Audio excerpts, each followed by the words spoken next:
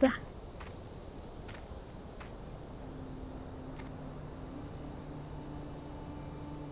Nakikilala niyo na ba ako?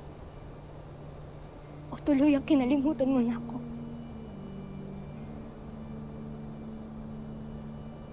Hindi kita maaaring makalimutan. Aking anak. Kaya...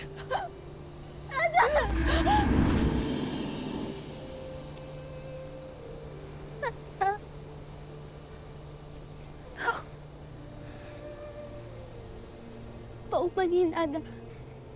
Kung hindi ko kayo magawang mayakap, tumakas lamang kasi ako sa Debes para hanapin ka. Para hanapin kayo ng aking kapatid. Kaya wala akong kakayahan upang mahawakan ninyo lamang.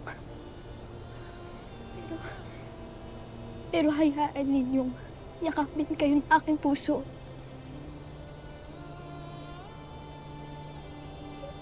Hindi ko na naiwan.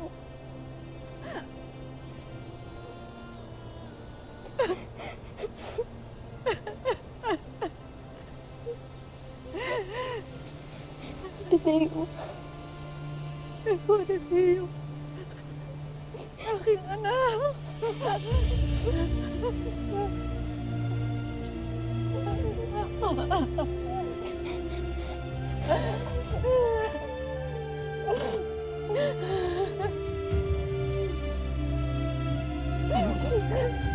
Aking anak.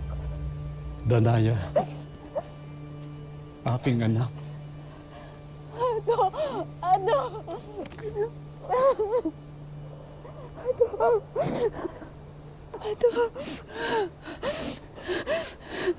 Natutuwa ako na tinanggap mo ang iyong anak, Danaya. Naisalaysay na sa akin ni Gaya ang una ninyong pag-aharap. Pero hindi mo raw siya kinilala.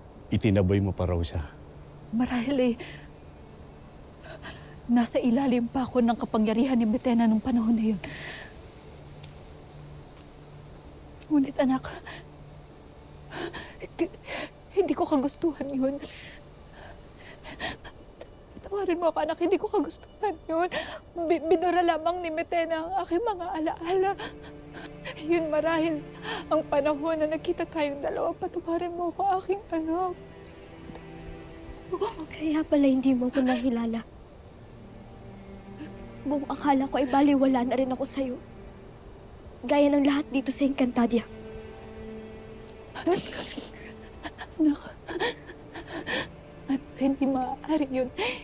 Hindi maaaring mangyari yun, anak. Bakit mo naman nasabi yan? Hindi mo masisisi si Gaya kung mawalan siya ng tiwala sa mga taga rito.